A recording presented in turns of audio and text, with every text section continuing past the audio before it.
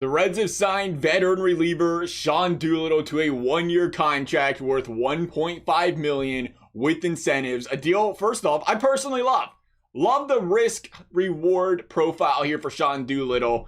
Didn't know what was coming, after the Iglesias, the Bradley departures with the Reds. If they was kind of like, we're going to rebuild, we're going to try to pick up some guys cheaper and plug those guys in and hope we get the same value out of them. But Doolittle, a career 3.07 ERA with a 0.968 whip, has been a very solid reliever throughout his career. The impressive stat line really for me, it's that whip.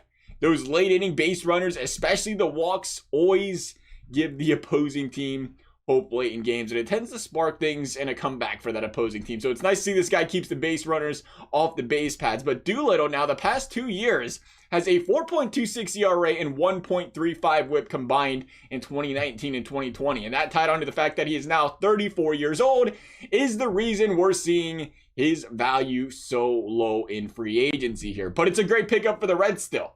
If he can straighten things back out, come back to that Doolittle of old, oh man, can that guy be a big piece for this Cincinnati Reds bullpen? So where does he fit in this Cincinnati Reds bullpen? That's the question. I think you look and say Garrett, closer.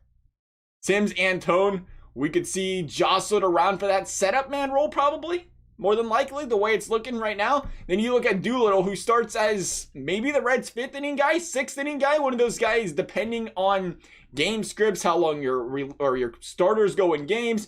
He might, go extended periods of time without pitching.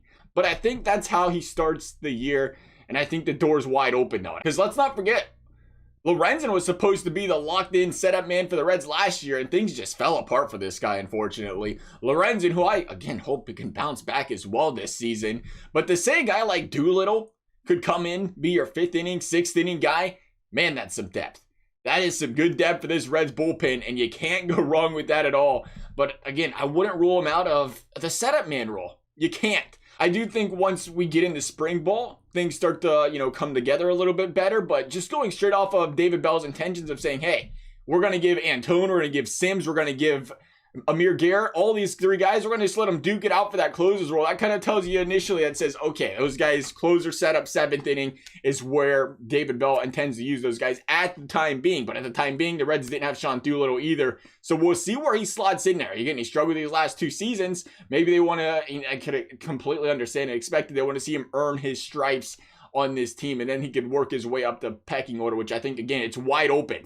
I love it. I wouldn't even rule him out as a potential closer for the Reds. He's done that in the past, and he's done exceptional with it. We'll see. Right now, I'm saying 5th or 6th inning is the very short-term future outlook for Sean Doolittle, though. Love to hear your guys' thoughts. Thank you guys for watching. We'll see you next time.